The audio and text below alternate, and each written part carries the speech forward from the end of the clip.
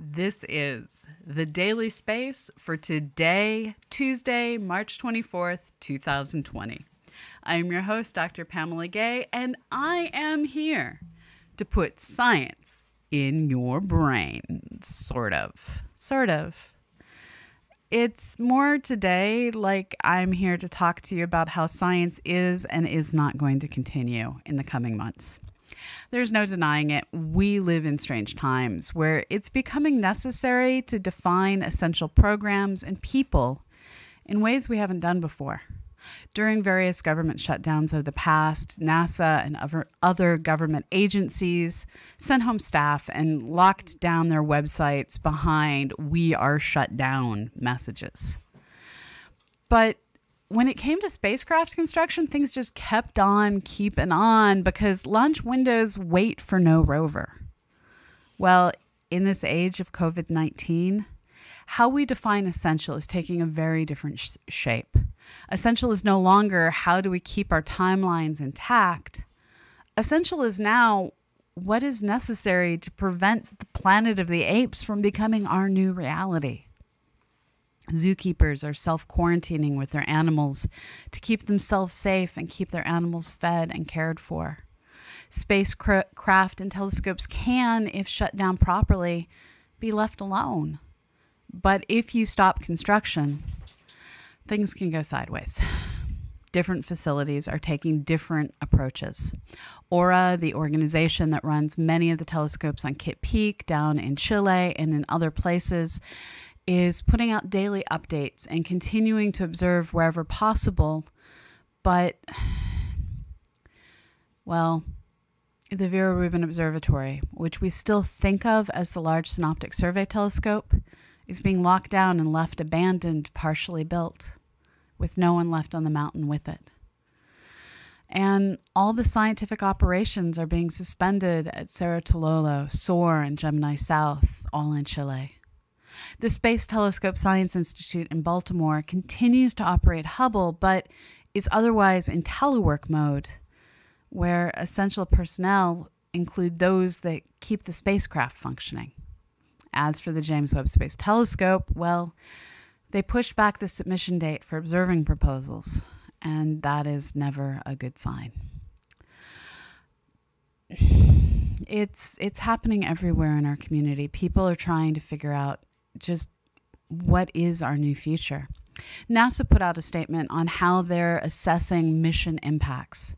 And while I'm generally skeptical about putting politicians and businessmen in charge of NASA, this is one of those times when having a leader used to looking out for the needs of his constituents, his people, is proving to be a grace.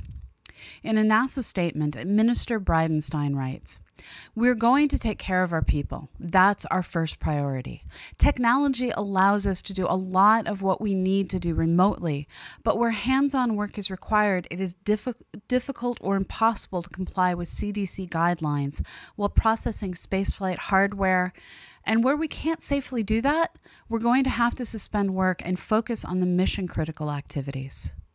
To quote from further on in the NASA statement, NASA's Mars 2020 mission, which includes the Perseverance rover and Mars helicopter, remains a high priority for the agency, and launch and other mission preparations will continue. Much of the work is being done by employees and contractors who work remotely across the agency.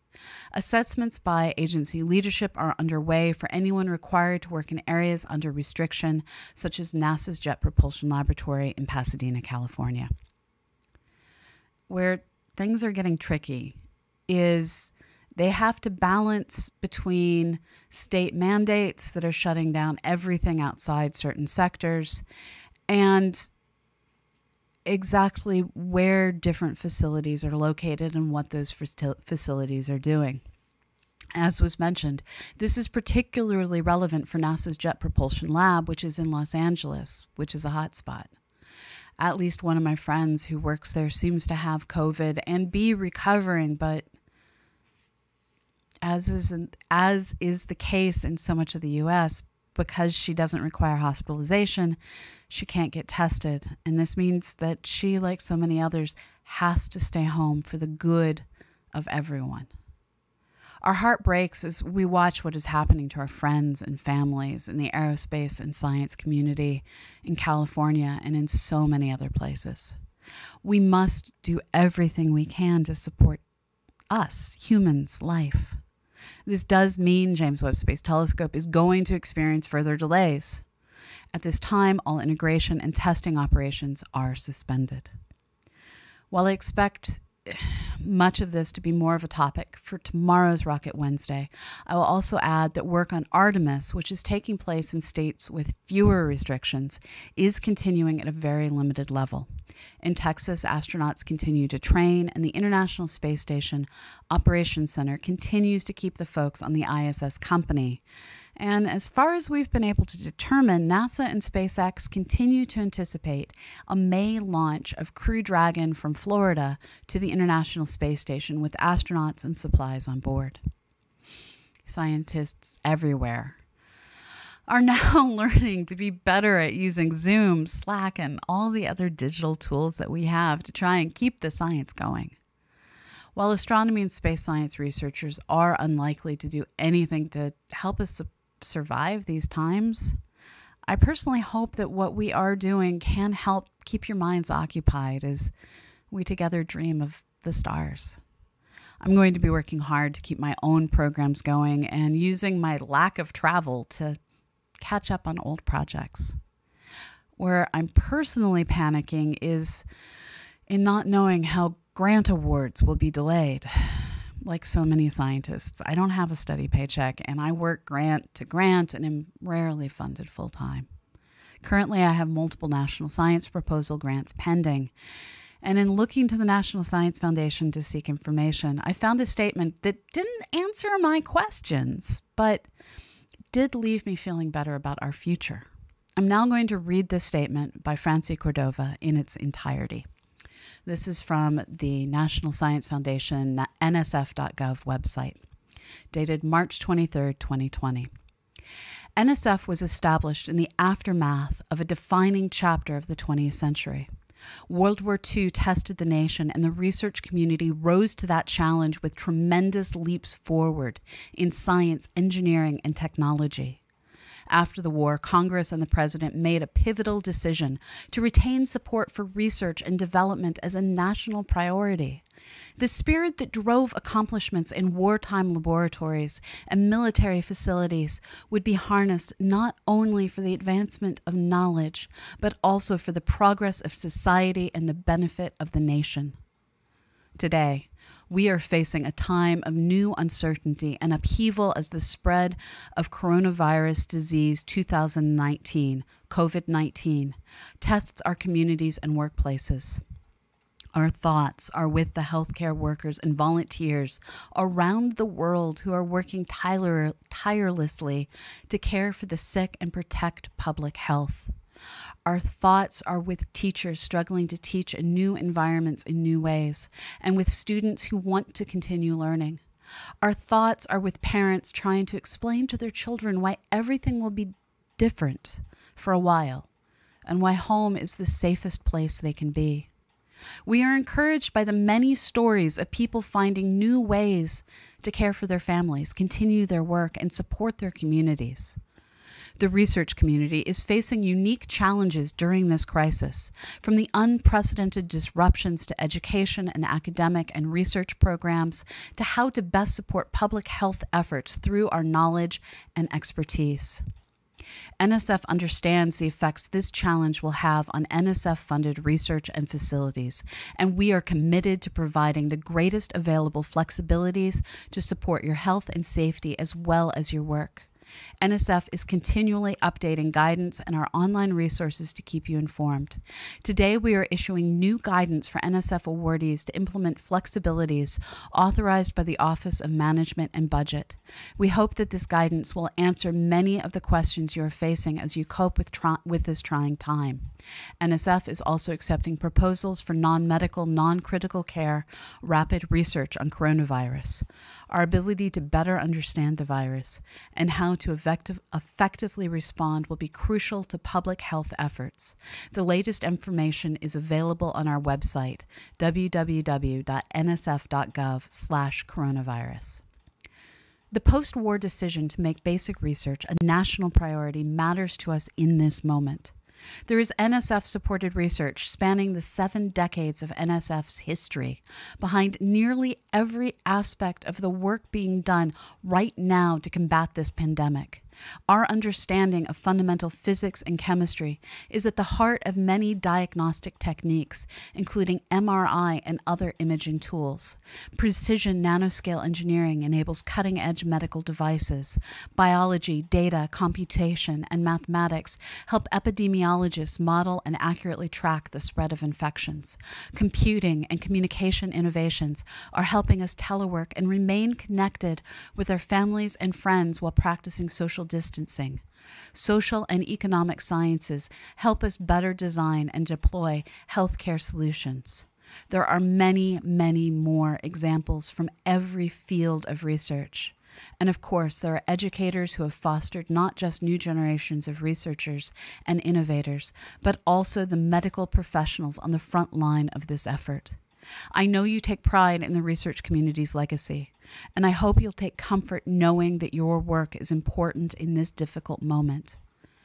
Your work is also crucial to our future success. When this pandemic passes, basic research will still be an engine of our economy. It will still underpin our national defense, and it will still be the main driver of innovations and technology that enhances every aspect of our lives. Envisioning the amazing possibilities that science and technology hold for our future is central to what we do.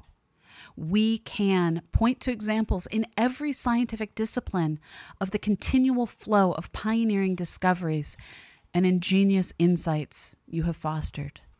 That progress is built on optimism and hope for a bright future. During my time as an NSF director, I've been thrilled to watch researchers overcome tough challenges through creativity and diligence. I know that the dedication and inventiveness you bring to the scientific enterprise will enable us to navigate these hardships. Science will always be the bedrock of progress, and the scientific community will continue to rise to meet the challenges that face us. Sincerely, Francie Cordova, Director, National Science Foundation. Those were the words I needed this morning. I hope those words helped you too. In these times, we're given the opportunity to define ourselves and redefine humanity's future. We can be afraid. I'm afraid. The choice becomes, what do we do? Do we let that fear control us, or do we choose to keep on going and try and find ways to make the world a little better through our actions? I'm going to choose to keep trying to make the world better. For me, that means building a community where we can work together to help people learn and do science and find companionship at our keyboards. I want all of you out there listening to know that no matter how much you may feel alone, you aren't. We're all in this together. I'm one of those immunocompromised people they keep talking about as, these are the people most likely to die.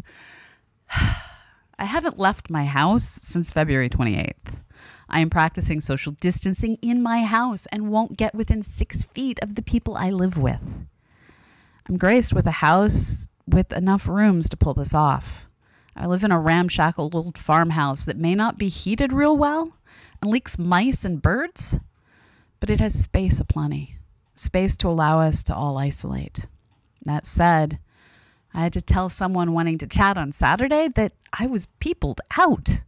This happened because of you, because of all you out there on the internet, because of this community where we can come together to write software in one moment and to play Ticket to Ride in the next. If you feel alone, know that we're here for you. It's okay to be afraid. What matters is what you do after you acknowledge you are afraid. Join us. And at least bring someone a smile by sharing a picture of your pet. We can all get through this, but we're going to have to do it together. And that's all I've got for today. As part of helping us all keep occupied in these really weird times, we here at CosmoQuest are going to be hosting a lot of additional content on our Twitch channel. And we want to remind you that CosmoQuest has an active community on Discord where you can talk science and even find other people to join you in playing online games. You can find links to everything that is going on at cosmoquest.org. Thank you all for being here. This episode was written by me, your host, Dr. Pamela Gay, and The Daily Space is a production of the Planetary Science Institute, a 501c3 nonprofit dedicated to exploring our solar system and beyond. This episode will be produced by Susie Murph, and we're here thanks to the generous contributions of people like you. We are solely paid for through donations, and in these trying times, we understand a lot of you aren't going to be able to help, and I just want to say that's okay. Don't feel guilty. Take care of yourself. But spread the word. You never know whose life you're going to change by introducing them to science. And I'm now going to hang out and answer your questions. So please remember to use that purple circle with a purple star in front so that I can find them in the chat. All right. Let's see what we've got in here. Happy birthday, Hexacosacoran!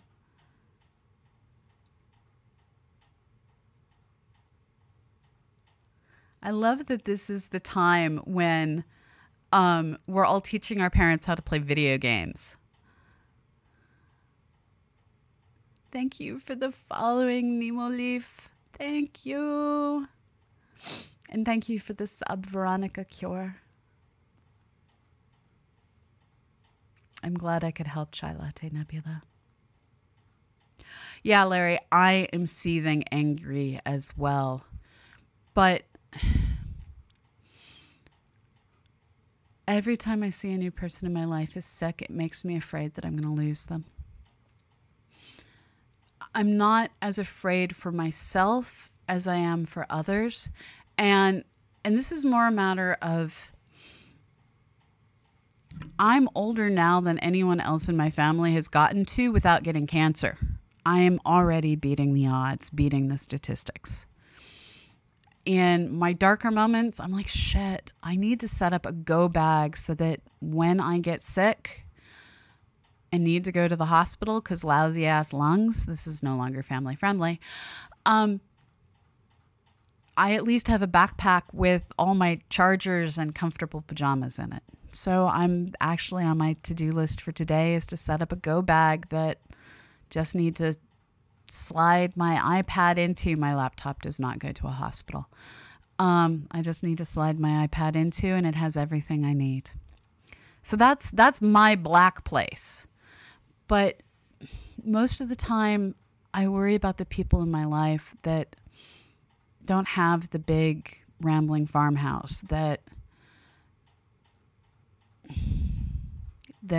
haven't come to terms with health issues years ago. I worry for others, but I'm so angry all the time at the lack of response in this country. Yay, America. I hate everything sometimes. Daily space in the house. Yes. Yes. This is my basement. Welcome to my basement.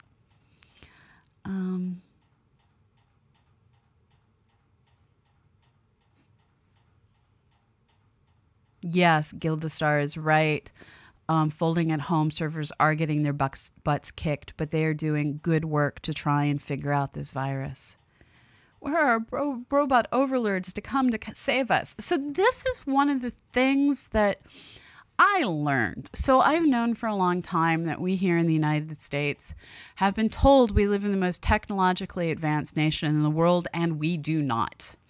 The first time I went to Helsinki as an adult, I discovered they have SIM cards for sale in vending machines in the airport baggage claim, where you can, for about $10, get 5 gigabytes of data, and you're good to go as long as that data is there. Cell phones, internet, wireless, all of it. and robots is more advanced in many other nations. And what we've been seeing is in places like China, where they have so many amazing factories, they have been able to spin up robot food delivery systems and things like that that we do not have. And I am jealous. So the robot overlords are out there waiting to serve, but not on my continent. I hope there may be on yours. All right.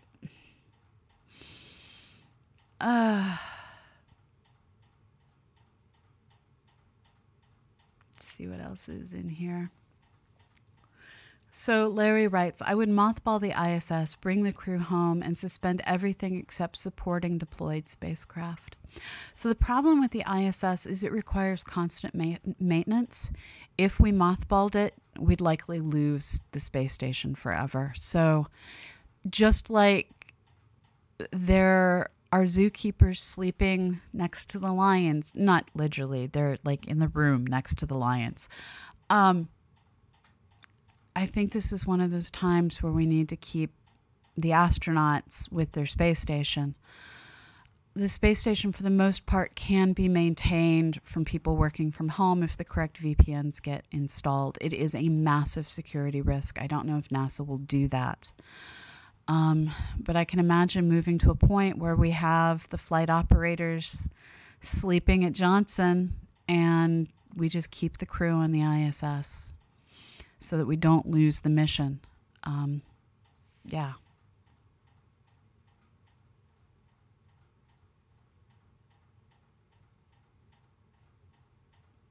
I'm so glad to hear that so many of you have doctors that are going to telework. Mine has not yet, and I'm grouchy about this.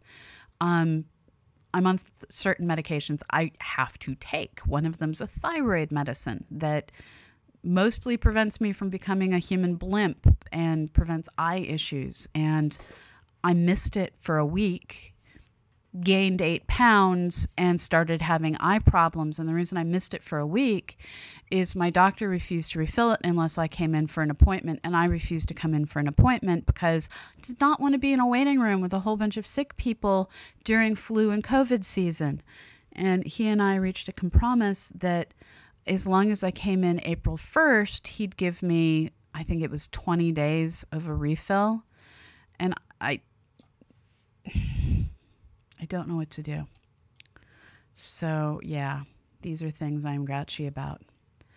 But a lot of the malpractice suit insurance isn't covering tele appointments yet. So I'm hoping his is, because I'm sure as hell not going into the office. Things I am grouchy about. I am excited for you, Hanny. So Henny asks, does the price of things like JWST go up if it's delayed? Yes. Yes, it does. That's awesome, Broken Symmetry, that your vet met you at the vehicle door with meds.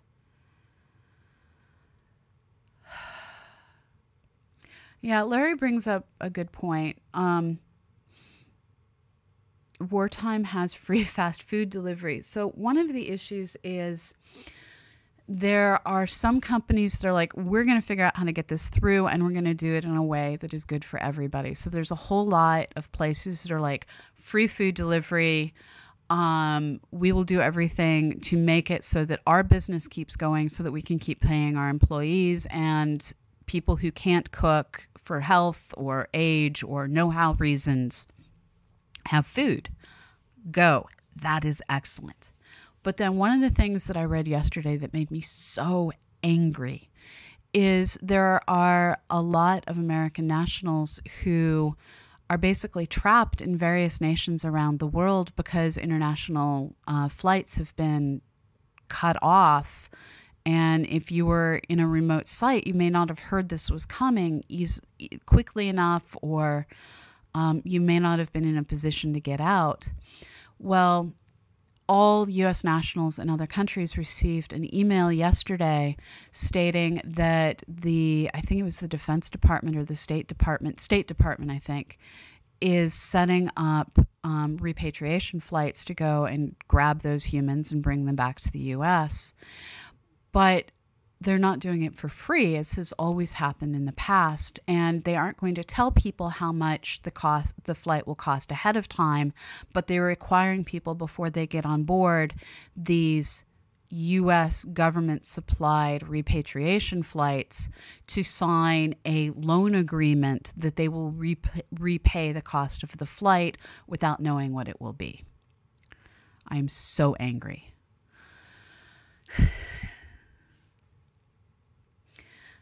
Hanny writes, there has to be sci-fi novel that mirrors what's happening. It's not so much sci-fi novels as, I mean, there's some of those, but also like military novels. Like, we're currently living in a Tom Clancy, Frank Herbert nightmare where, like, if this was a book, we'd be finding out that this was genetically engineered and let loose on purpose, and everything going on in nations that aren't responding was to destabilize those nations for other nations that were going to take advantage of it. Honestly, I think this is an wild virus that simply rose to the level of the kinds of things that people think can only be created in a lab, but no, they can actually come into being on their own. And I think we're not seeing planned chaos so that you can destabilize our country, but rather complete incompetence, which may have the effect of destabilizing our country. Don't read Tom Clancy, people. Do not read Tom Clancy right now if you like yourselves. I'm going to shut up. Let's see what else is in the chat. Sorry, I'm scrolling up and trying to deal with things at the top of the chat. Yeah, people are trying to figure out co-pays and stuff like that. It sucks. Okay, I'm coming back down to the bottom of the chat to see what I can find.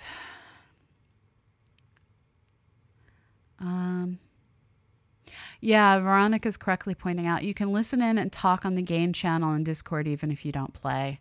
Usually someone will live stream the game out so that people who aren't playing can watch. Yeah, it's strangely good times. Strangely good times. Guildstar asks, what's the Mars helicopter going to do? Is it going to land and recharge, or does it have finite energy? My understanding is it's strictly a technical development test. So thank you for the raid. Aiden Wood raided us with a raiding party of 19 humans. Welcome, 19 humans. We are discussing how various astronomy and space science is being impacted by COVID and what we can expect from future missions when they finally get around to happening. But welcome.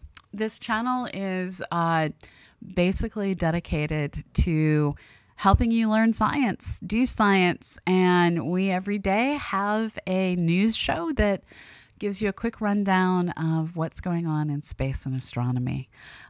We also do software development to develop tools that will help us map other worlds and bring you launches, landings, and other special events when they happen. Welcome. I'm now working my way through the chat and talking with the audience and figuring out what all is going on. Thank you, Chai Latte Nebula, for the bits. I just dropped stuff on the floor. Normally, I have a dog cam, and as a form of thanks for your bits, I reward you with happy dogs, where Cheerios are our bits. But my dog cam won't work unless I turn on Zoom after some weird software update of fail. So I'm going to ask Eddie up, and I'm going to hurl bits to the other two dogs. Yes, because you know how to jump up politely, sort of. All right. Thank you. Going back to Mars Copter. They're calling it the Mars helicopter, but let's face it, that's a lot of words or syllables. Let's call it either Mars Copter, Mars Chopper. Yeah.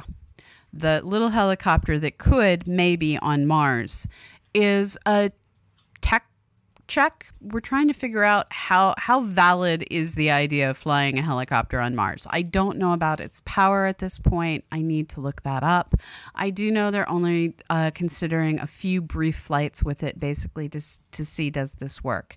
Now, all that said, what they say they're going to do and what they actually do if they discover, oh, this thing really works well, those are two separate things. So prior to getting there, everyone is going to play it cautious, keep on the party line of this is a tech checkout to see if this technology works on Mars. And then we'll find out. But I will look up the way it is powered for the future. Larry asks, what observatories are unattended? I'm worried about the security, especially vandalism. So as far as I know, they are keeping a skeleton crew at each of the mountaintops except for where I'm getting a phone call from my doctor. Hold on. Sorry about that. I am continuing the standoff with my doctor. For those of you not aware of this story, my doctor wants me to come in before he refills my medications that I need to be a happy and healthy person. I do not wish to leave my house and sit in his waiting room, which is in the hospital. Thank you for the bits, Keeper.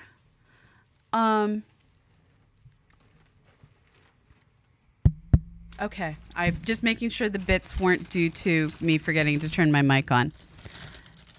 The dogs are now fully aware that I have Cheerios again. Eddie? Eddie, come here. Come on up. Good, Eddie. Okay, the rest of you go over there. So the doctor's office was calling to remind me I have an appointment next Tuesday, and they would like me to come into the office that is located in the hospital. And I do not want to do that. So yeah, standoff is occurring. I hate everything. We will get the dog cam back. Okay, so Mars helicopter. I will find out. I will find out. Those blades are going to have to spin very fast. And honestly, I suspect it's more of a drone than a helicopter. Flying at 1/100th Earth's atmosphere's density. Yes, this is, I think, the equivalent of being 60,000 feet up. One of the things I was really hoping they would do, and I don't think they did, was take it up on a weather balloon or take a prototype up on a weather balloon and just let it fly around. That would have made me so happy. Would it be possible, helpful to send drones to Mars? And this is where I don't know the definitional difference between what NASA calls a drone and what NASA calls a helicopter. And I can look this up while we're online. Why am I pausing? Mars helicopter. Yes, I sound things out still.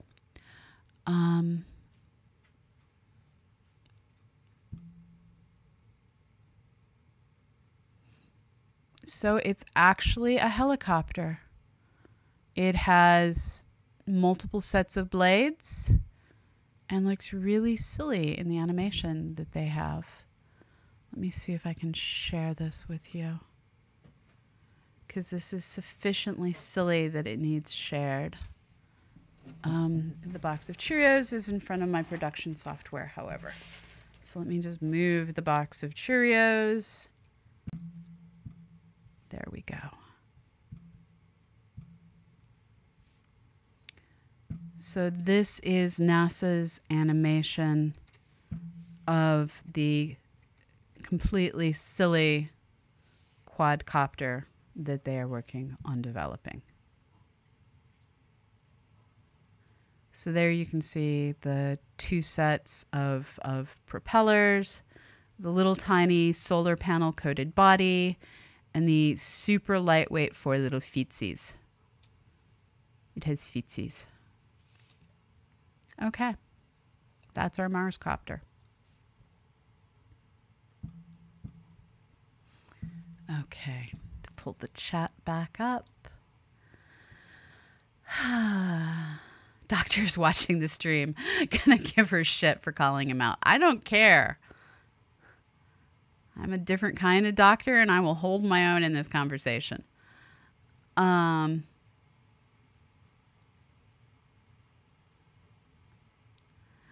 Veritasium on YouTube has a very good video on the Mars helicopter. That's good to know, Zine. Thank you. If you have a link, please go ahead and share the link. Yeah, Larry's like, we must answer the doctor. In my case, it's when he calls. This I know. It is true. It is true. Hylunda asks, was there actually a phone in the Doctor Who's phone booth? Yes, because Rose was able to call the doctor. I love this snowman keeper. Thank you.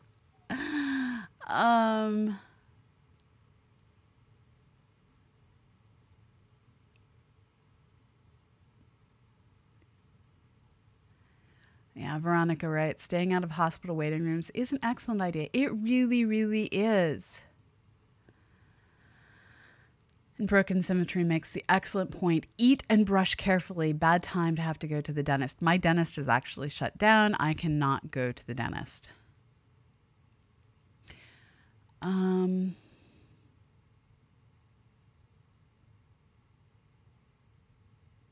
So Hexacosacoran writes, helicopter equals helico plus tear or helix wing.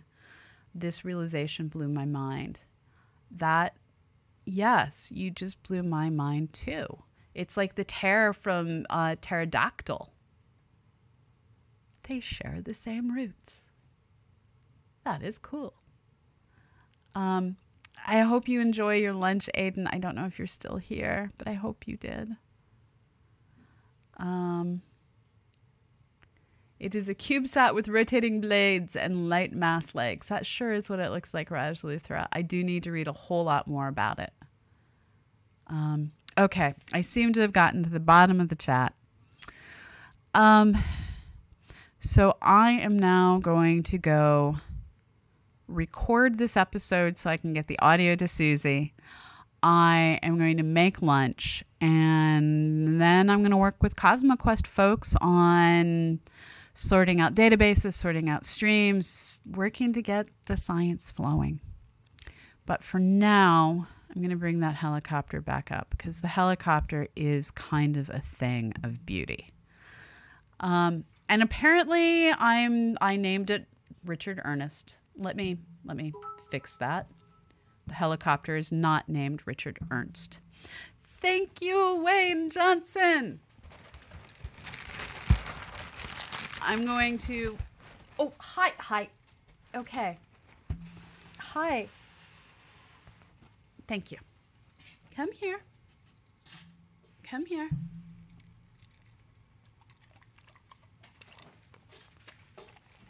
There we go. You're a big messy boy. Yes, you are. Yes, you are. Okay. I'm going to try and find my backup camera to use as dog cam because we need a dog cam back. Comparing this to Project Dragonfly, what do you think? I'm in love with Project Dragonfly. I still need to know more about their technology. So this afternoon, I'll be working in the Coder's Den with folks, and I may stream. I'm doing some software plugin, WordPress plugin development for the Planetary Science Institute, and I may stream while doing that and just shoot the shit with people. But beyond that, everyone take care of yourselves. Know that we've got your backs, even if we're hiding buttons behind boxes of Cheerios here at CosmoQuest. And wherever you are in the world, have a fabulous morning, evening, or afternoon. Stay inside and wash your hands. Bye-bye.